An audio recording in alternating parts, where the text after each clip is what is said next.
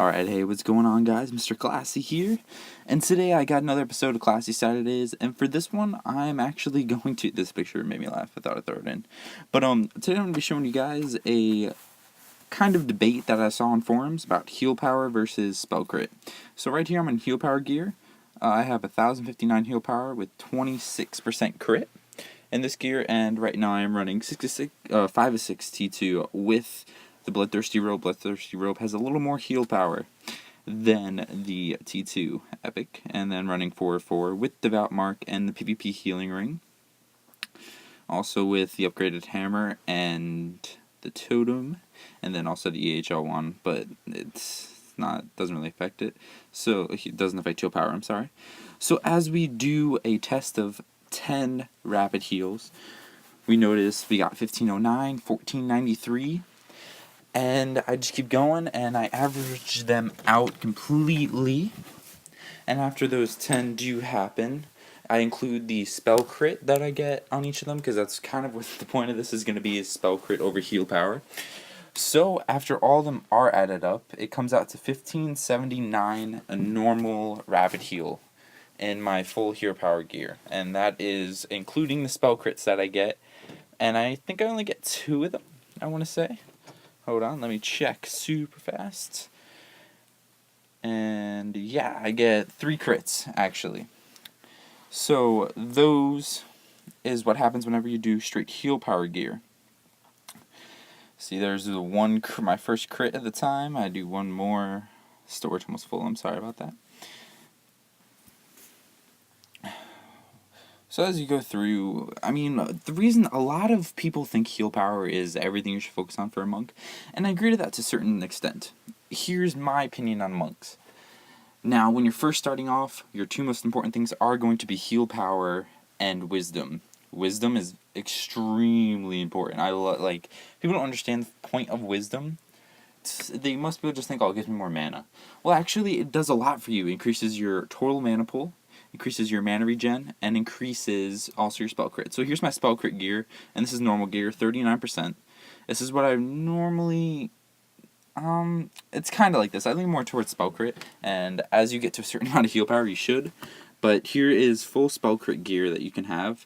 Now, all these tests do include the 2 of 6 T2 bonus of the 6% extra spell crit on rapid and divine heal. Sorry about that.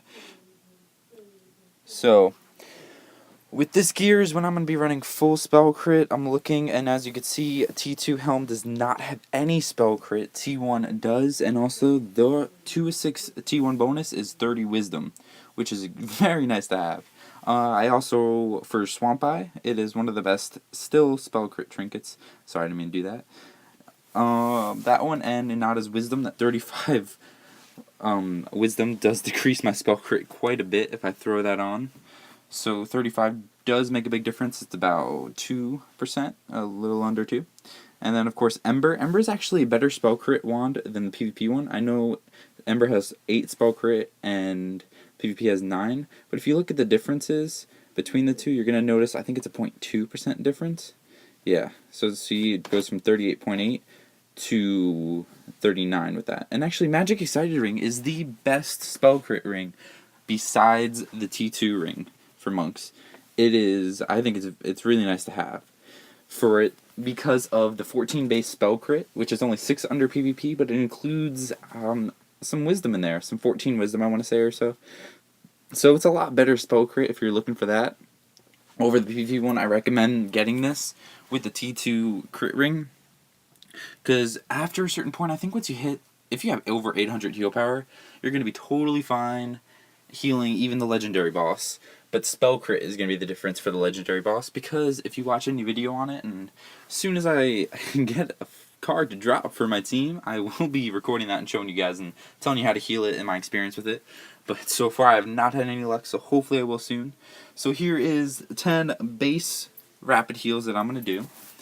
Now, I actually crit a ton with that. I had 1, 2, 3, 4, 5 crits in a row, 2 non-crits, and then 2 more crits, and then 1 not crit. So that's 7 out of 10, which is a crazy amount of critting.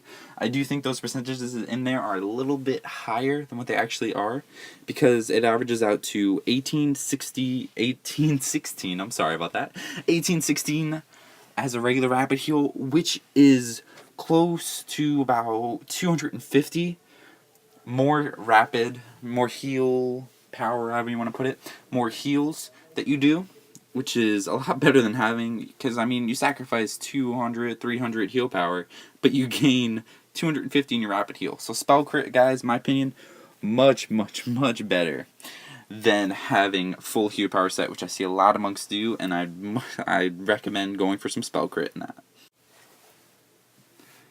So make sure when you're looking for it, and now I'm going to show you guys really my setup that I do use.